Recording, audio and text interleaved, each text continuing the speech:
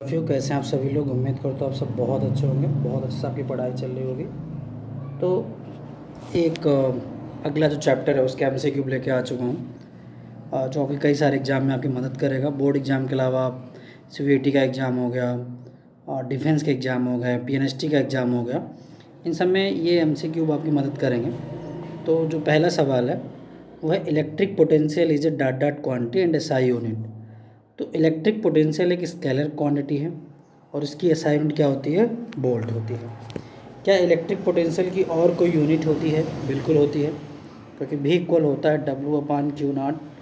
तो W है work done और चार्ज की कूलाम हो जाएगी, तो जूल पर कूलाम।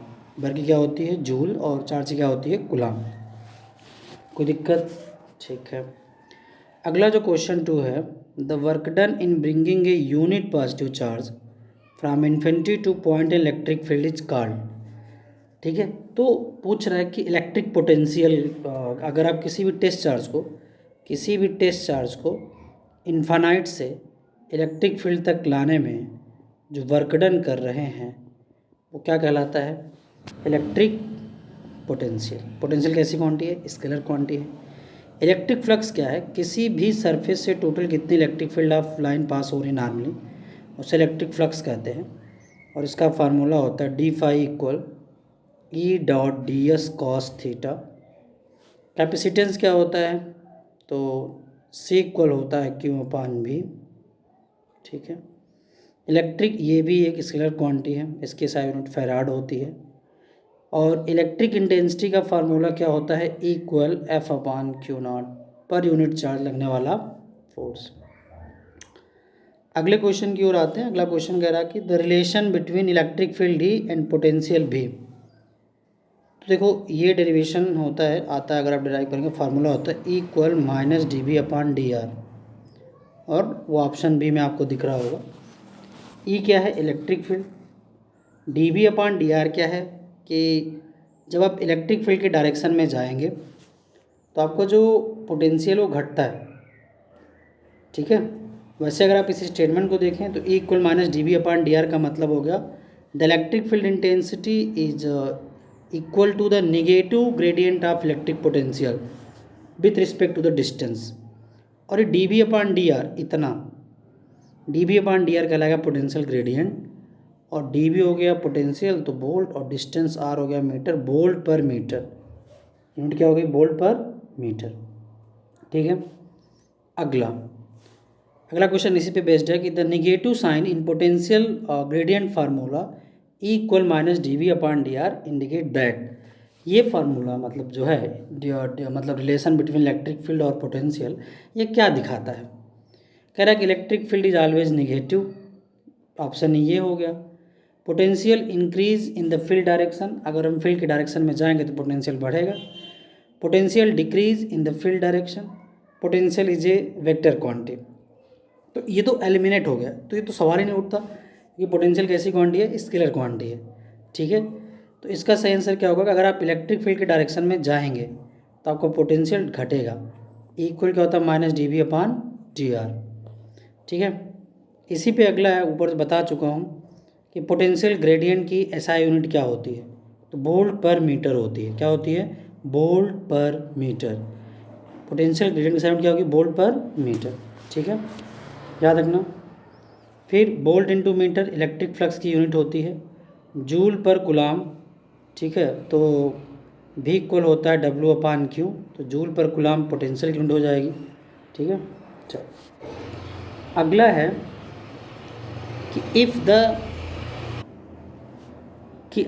कि if the electric potential at A point is constant.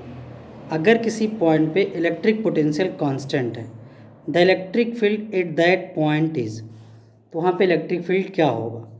क्या शून्य होगा, या may be zero non zero दोनों हो सकता है, ऑलवेज नॉन जीरो, और डी है इन्फानाइट। तो इन्फानाइट का तो सवाल ही नहीं उठता, इन्फानाइट का सवाल नहीं उठता। क्या होगा अगर पोटेंशियल कांस्टेंट है? मतलब dV/dr की वैल्यू कितनी होगी? 0। अगर पोटेंशियल कांस्टेंट है तो इक्वल फार्मूला क्या होता है? dV - dV/dr। तो dV/dr क्या हो जाएगा? कांस्टेंट। अगर d v upon d r constant हो जाएगा तो ई की वैल्यू कितनी आ जाएगी, 0, क्योंकि ई इक्वल क्या होता है, minus d v upon d r. ठीक है, चलो क्वेश्चन अगले पे आते हैं। The electric potential due to a point charge at a distance r, तो भी इक्वल फार्मूला होता है 1/4πε0 क्यू अपान आर। ठीक है, तो क्या हो जाएगा, भी इन्वर्सली 1/r, भी इन्वर्सली 1/r। ठीक है, फिर आपका अगला जो क्वेश्चन है, dimensional formula of electric potential, तो भी इक्वल होता है W/Q0। वर्क डन का डायमेंशन, वैसे डायमेंशनल फार्मूला आपको निकालते बनना चाहिए, 11th का टॉपिक है। ml की पावर 2, t की पावर -2, और चार्ज क्या होता है 80, तो ये t ऊपर चला जाएगा तो m l की पावर 2, a की पावर -1, t एक इधर ऊपर जाके माइनस हो जाएगा, ये -2 है तो -3 हो जाएगा। ठीक है, तो इस केस में अब ऑप्शन में देखिए कौन सा ऑप्शन इससे मैच कर रहा है। तो इसका क्वेश्चन नंबर 8, ml की पावर 2, t की पावर -3, a की पावर -1 किस में दिख रहा, तो आप अगर a देखेंगे a में ही दिख रहा, ml की पावर 2, t की पावर -3, a की पावर -1। ठीक है, अगला क्वेश्चन है, if a positive charge is move to low potential to high potential, अगर कोई पॉजिटिव चार्ज है और वो लो पोटेंशियल से हाई पोटेंशियल की ओर जा रहा है, इट्स पोटेंशियल एनर्जी। तो अगर कोई भी देखो, पॉजिटिव चार्ज सिंगल चार्ज, हम सबको पता है डेल्टा यू इक्वल होता है क्यू भी, यानी डेल्टा भी। ठीक है, तो अगर पॉजिटिव चार्ज है वो जा रहा है तो उससे उसकी एनर्जी में इंक्रीज़ होगा, क्योंकि डेल्टा बी जो होगा ग्रेटर देन 0 होगा। अगर कोई पॉजिटिव चार्ज लो पोटेंशियल से हाई पोटेंशियल की ओर जा रहा है तो उससे उसकी एनर्जी बढ़ती है, क्योंकि दोनों देखो कैसे रिलेट कर रहे हैं। ठीक है, अगला जो क्वेश्चन है, छोटा सा न्यूमेरिकल है कि work done in moving A charge, charge दिया गया है, 2 point having the potential difference भी दिया गया है, तो W निकालना है। तो V इक्वल क्या होता है, W/Q0, तो W इक्वल क्या हो जाएगा, VQ0। तो V कितना है 5, वो कितना है 4, 5 2 जा कितना होता है 10, तो आंसर क्या हो जाएगा 10। यहाँ पे आपको इलेक्ट्रिक पोटेंशियल समझाया है, ये दो चार्ज हैं, ये माइनस क्यू हैं, ये प्लस क्यू हैं। अगर इसी लाइन पे कहीं आप पोटेंशियल निकालते हो एक्सियल पोजीशन कहलाएगा, और इसके मिड पॉइंट से एक परपेंडिकुलर लाइन ड्रा कर देते हैं, तो यहाँ 90 डिग्री मतलब परपेंडिकुलर लाइन 90 डिग्री एंगल बनाए, तो यहाँ पे आपका पोटेंशियल कितना होता है 0, कितना होता है 0। तो अगला सवाल कह रहा है कि the electric potential at N axial point, कौन सा पॉइंट, एक्सियल पॉइंट, तो याद रखना क्या हो जाएगा, भी 1/4πε0 P/r²। तो भी और r कैसे रिलेट कर रहे हैं, इन्वर्सली, मतलब 1/r², 1/r²। अगला क्वेश्चन जो मैं आपको समझा रहा था ऊपर, the electric potential at any point on the equatorial line on electric dipole, तो कितना होता है 0 होता है, कितना होता है 0 होता है। याद रखिएगा अर्थ का पोटेंशियल भी कितना होता है 0 होता है, अर्थ का पोटेंशियल कितना होगा 0 होगा। और इन्फानाइट पे due to point charge, infinite पे due to point charge potential कितना होता है 0 होता है। ठीक है, अगला क्वेश्चन है, formula for electric dipole and axial point, axial point लिखा जाए Kp/r², जो ऊपर बता चुका हूँ, के मतलब 1/4πε0।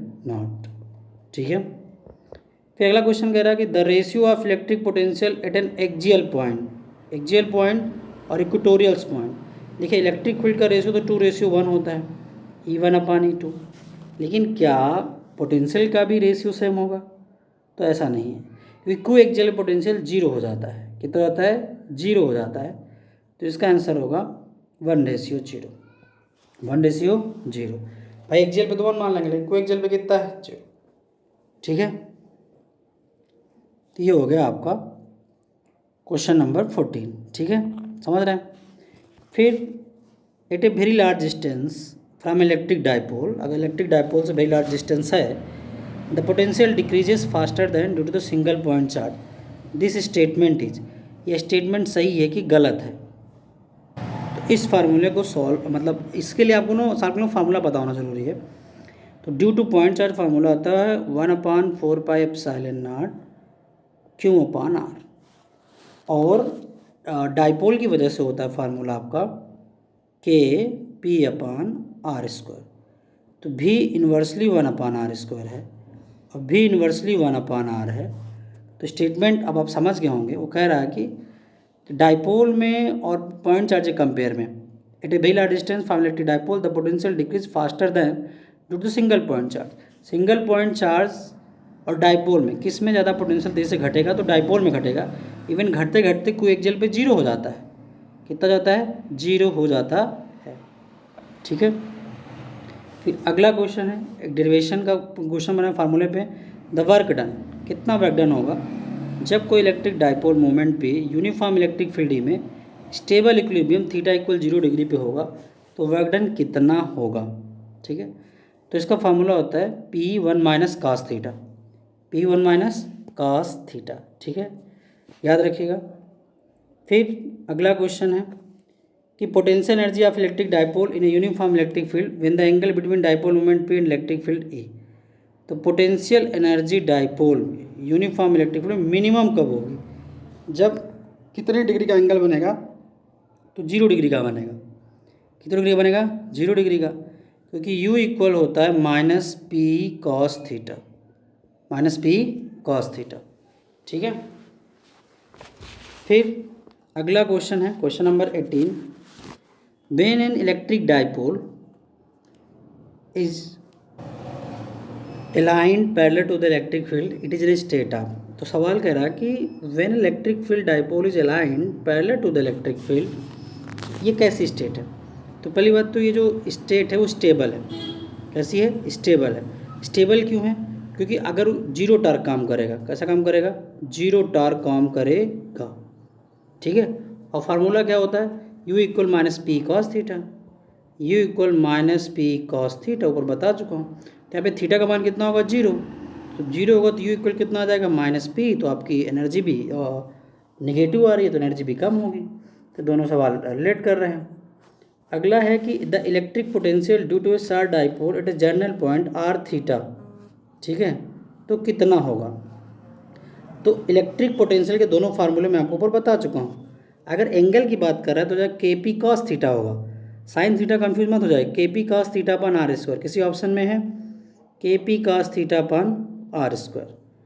ठीक है, किसी भी डाइपोल में नेट चार्ज कितना होता है? तो किसी भी डाइपोल में नेट चार्ज 0 होता है, और कैपेसिटेंस में भी नेट चार्ज 0 होता है। 0 मतलब डाइपोल होता क्या है? -Q + Q। तो इन दोनों का जो नेचर है अपोजिट होता है, पर मैग्नीट्यूड सेम होता है। अगर ये -4 माइक्रोकुलाम है तो ये +4 माइक्रोकुलाम होगा। ठीक है, तो नेट चार्ज कितना आ जाएगा? 0 आ जाएगा। ठीक है, अगला जो हमारा हेडिंग जो सवाल में मिल रहे हैं वो इक्विपोटेंशियल सरफेस में मिलेंगे। तो इक्विपोटेंशियल सरफेस आपने पढ़ा होगा, the work done in moving A charge on equipotential surface. तो 0 होता है। कितना होता है? 0। इक्विपोटेंशियल सरफेस पे वर्क डन कितना होता है? 0। कैसे होता है? हम सबको पता है कि पोटेंशियल मान लो VA minus VB equal W/Q0 होता है। अब इक्विपोटेंशियल सरफेस की खासियत होती है कि हर जगह पोटेंशियल क्या होता है? सेम होता है। तो जब पोटेंशियल सेम होगा तो VA माइनस VB, मतलब VA जो होगा VB के बराबर होगा, तो W/Q0, ये क्या हो जाएंगे? 0। तो W/Q0, तो वर्क डन कितना आ जाएगा? 0। तो इक्विपोटेंशियल सरफेस पे वर्क डन क्या होता है? 0। समझ गए?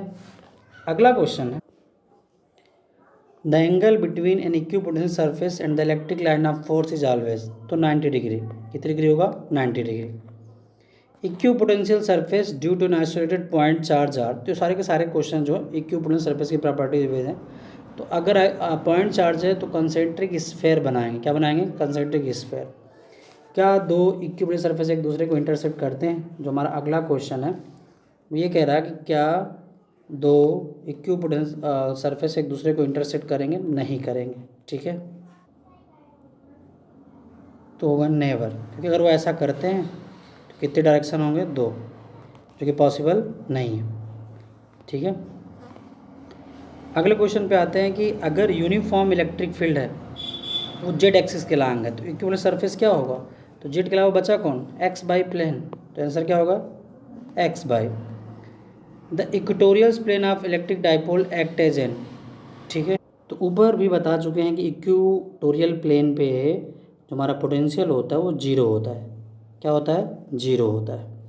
ठीक है, तो इसमें आंसर क्या हो जाएगा? जीरो। ठीक है, बी की वैल्यू कितनी हो जाएगी? 6। इन रीजन स्ट्रांग इलेक्ट्रिक फील्ड, अगर कोई स्ट्रांग इलेक्ट्रिक फील्ड का रीजन है तो वहाँ जो हमारे इलेक्ट्रिक फील्ड होते हैं वो कैसे होते हैं? तो एक दूसरे को बहुत ज़्यादा क्लोज होंगे, क्लोज टुगेदर। ठीक है, याद रखना क्या होंगे? क्लोज होंगे। क्वेश्चन नंबर 28 कह रहा कि a test charge move from one point to other in equatorial plane of dipole. अगर इक्वेटोरियल प्लेन है तो मतलब भी का मान जीरो है, भी का मान जीरो है, मतलब वहाँ इक्विपोटेंशियल सरफेस है। तो बोला जा रहा है कि वहाँ वर्क डन कितना होगा। तो अभी बता चुका हूँ, सवाल को बस घुमा के पूछ रहा, वर्क डन कितना होगा? जीरो। ठीक है, क्वेश्चन नंबर 29 कह रहा है कि shape of equatorial surface at very large distance from a collection of charge, net charge non zero. अगर नेट चार्ज नॉन जीरो है और इक्विपोटेंशियल सरफेस है तो वहाँ पे शेप कैसा बनेगा? जो इक्विपोटेंशियल सरफेस होगा उसका शेप स्फेरिकल बनेगा। कैसा बनेगा? स्फेरिकल बनेगा। ठीक है, inside a charge hollow conductor the electric potential is. देखो बच्चे यहाँ पे कंफ्यूज आते हैं, कांस्टेंट होगा, हर कंडक्टर का सरफेस इक्विपोटेंशियल होता है। क्या होता है? इक्विपोटेंशियल। लेकिन inside a charge hollow conductor जो इलेक्ट्रिक फील्ड होता है वो जीरो होता है। क्या होता है? जीरो। लेकिन पोटेंशियल क्या होता है? कांस्टेंट होता है। ठीक है, अगला जो टॉपिक है जो एमसीक्यू डिज़ाइन किए गए हैं वो कैपेसिटेंस बेस्ड डिज़ाइन किए गए हैं। तो आपको पहला प्लेट कैपेसिटर दिख रहा होगा, इसके बीच का डिस्टेंस डी दिख रहा होगा। इक्वल फार्मूला होता है epsilon not a upon D. तो अगर आपसे ये फार्मूला बन रहा है तो आप बहुत सारे सवालों को सॉल्व कर लेंगे। करा कि द कैपेसिटी ऑफ पहला प्लेट कैपेसिटर इंक्रीज कब बढ़ेगी? तो याद रखिएगा इन दोनों से बढ़ेगी और इससे घटेगी। तो बढ़ने की बात कर रहा है। कह रहा है कि एरिया प्लेट डिक्रीजेस, अगर प्लेट का एरिया घटा देंगे तो बिल्कुल नहीं होगा। डिस्टेंस बिटवीन प्लेटेज डिक्रीजेस, अगर आप डिस्टेंस घटाएंगे तो कैपेसिटेंस बढ़ेगा। कैपेसिटेंस क्या होगा? बढ़ेगा। एसआई यूनिट ऑफ कैपेसिटेंस सबको पता है फैराड होती है, या कूलाम पर बोल्ट होती है।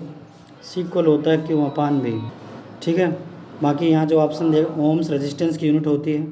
ठीक है, और बाकी आप फार्मूले आपको याद होंगे तो हम निकाल लेंगे। अगला क्वेश्चन है कि the capacitance of spherical conductor of radius R. तो किसी भी स्फेरिकल कंडक्टर का जो कैपेसिटेंस होता है वो 4 पाई एप्सिलॉन नॉट आर होता है। क्या होता है? 4 पाई एप्सिलॉन नॉट आर। ठीक है, ऑप्शन है।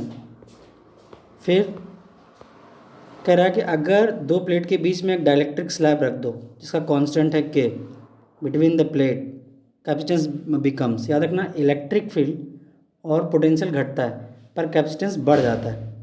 कैपेसिटेंस क्या हो जाएगा? बढ़ जाएगा। कितना बढ़ेगा? ये। ठीक है, किसी भी पहले प्लेट कैपेसिटर में एनर्जी का फार्मूला क्या होगा? Energy store per unit volume. याद रखना एनर्जी स्टोर बोलेगा तो 1/2 CV स्क्वायर होता है। तो बोला energy store per unit volume तो epsilon naught E square, 1/2 epsilon naught E square. Option number B. Option number B. कह रहा है कि एक मेटल सीट अगर दो प्लेट के बीच में रख दी जाए, मैंने metal seat is introduce between the plate of पहला प्लेट कैपेसिटर, इट्स कैपेसिटेंस। तो मेटल का अपना एक डाइलेक्ट्रिक कांस्टेंट होता है। ठीक है, और डाइलेक्ट्रिक रखने से कैपेसिटेंस क्या होगा? बढ़ेगा, इंक्रीज होगा। क्या होगा? इंक्रीज। द डाइलेक्ट्रिक स्लैब आपके प्योर मेटल, किसी प्योर मेटल का डाइलेक्ट्रिक कांस्टेंट कितना होता है? इन्फानाइट होता है। एयर कितना होता है? 1 होता है। यहाँ पे सही आंसर क्या हो जाएगा? इन्फानाइट। मेटल का डाइलेक्ट्रिक कांस्टेंट क्या होगा? इन्फानाइट। अर्थ का कैपेसिटेंस कितना होता है? 711 माइक्रोफेराड। ये बहुत अच्छा सवाल है, कई सारे एग्जाम में आ चुका है। अर्थ का कैपेसिटेंस होता है 711 माइक्रोफेराड। ठीक है, और कैपेसिटेंस का डायमेंशन फार्मूला आप निकालेंगे, आप पे छोड़ रहा हूँ। पोटेंशियल का बताया था, वैसे इसका होगा ये, पर आप एक बार निकालना सीखिए। ये फार्मूला मैं आपको बता चुका हूँ, 1/2 CV स्क्वायर होता है। ये डिराइव करेंगे आप जब भी आप पढ़ेंगे, डेरिवेशन जब आप पढ़ेंगे। फिर कैपेसिटर दो तरीके से कंबाइन होता है, एक सीरीज में होता है, एक पैरेलल में होता है। तो पहला ही सवाल आपका बोला जा रहा है कि अगर वो 3 माइक्रोफैराड के 3 कैपेसिटर हैं और सीरीज़ में जोड़े गए हैं। तो सीरीज़ का फार्मूला क्या होता है, 1/c equal 1/c1 plus 1/c2 plus 1/c3। तो 1/3 प्लस 1/3 प्लस 1/3, एलसीएम 3 आ जाएगा। 1 प्लस 1 प्लस 1, 3/3 1 होगा। कितना होगा, 1 माइक्रोफैराड। अगला क्वेश्चन कह रहा है कि अगर कैपेसिटर पैरेलल कनेक्ट है तो हर एक कैपेसिटर पे क्या सेम होगा। ठीक है, कह रहा है कि when capacitor are connected in parallel which of the following remain same for each capacitor. तो पैरेलल में आपका पोटेंशियल सेम रहता है, ठीक है, और सीरीज़ में आपका चार्ज सेम रहता है। To obtain high equivalent of capacitance for given set of capacitor they should be connected. अगर आपको ज़्यादा वैल्यू चाहिए कैपेसिटेंस की तो आप कैसे कनेक्ट करेंगे, तो आप पैरेलल कनेक्ट करेंगे। पैरेलल का फार्मूला होता है C1 plus C2 plus C3। इसमें रिजल्ट क्या आएगा, ज़्यादा आएगा, तो पैरेलल क्रम में जोड़ेंगे। अगला कह रहा है कि अगर आपके 2 कैपेसिटर सीरीज़ में जुड़े हुए हैं तो कैपेसिटेंस कितना आएगा। तो कैपेसिटेंस आएगा आपको 1/c हो जाएगा, तो आप एलसीएम लेंगे तो जाएगा C1 C2 plus 1/C1 plus 1/C2। तो C1 C2 एलसीएम आ जाएगा तो हो जाएगा C2 प्लस C1, ये हो जाएगा। ये ऑप्शन बी में है। आपके 2 कैपेसिटर हैं, 2 पैरेलल में जुड़े हुए हैं। बहुत आसान सवाल है, 2 और 4 पैरेलल में है, जुड़ जाएगा, कितना जाएगा, 6 आ जाएगा। कितने माइक्रोफैराड, 6। अगर आपके कैपेसिटर सीरीज़ में जुड़े हुए हैं तो हर एक कैपेसिटर पे क्या सेम रहेगा, चार्ज जो है वो क्या, in series combination of capacitor the charge on, तो चार्ज क्या रहेगा, सेम, क्या रहेगा, सेम। ठीक है, अगला क्वेश्चन है कि अगर n आइडेंटिकल कैपेसिटर हैं और वो सब सीरीज़ में जोड़े जा रहे हैं तो इक्विवेलेंट कैपेसिटेंस कितना आ जाएगा। तो क्योंकि 1/c के टर्म में होता है तो C/n हो जाएगा, कितना जाएगा, C/n। और अगर ये पैरेलल की बात करता तो पैरेलल में कितना हो जाएगा, NC, क्योंकि फार्मूला होता है C equal C1 plus C2 plus C3। यहाँ होता है 1/C1 plus C2 plus C3। ठीक है, अगला क्वेश्चन है कि अगर एक कैपेसिटर है और उसको बैटरी से जोड़ दिया गया है और फिर डिस्कनेक्ट कर दिया गया है और डाइलेक्ट्रिक साहब इंसर्ट कर दिया गया है तो चार्ज क्या होगा, तो कांस्टेंट रहेगा। क्या रहेगा, कांस्टेंट।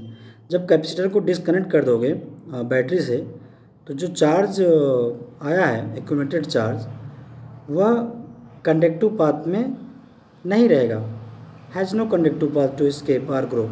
ना तो वो एस्केप कर सकता है ना ग्रो कर सकता है। क्यों, क्योंकि यहाँ पे कंजर्वेशन ऑफ चार्ज का लॉ लग जाएगा। चार्ज ना तो क्रिएट कर सकते हो ना डिस्ट्रॉय कर सकते हो, क्यों रिमेंस कांस्टेंट, इसलिए इसका आंसर क्या होगा, कांस्टेंट। उम्मीद करता हूँ आपको ये सीरीज़ पसंद आई होगी। सपोर्ट करिए और शेयर करिए और ज़्यादा से ज़्यादा लोगों के पास पहुँचे ताकि अगले चैप्टर के भी बहुत सारे MCQ अगले टॉपिक पर लेके आएँ।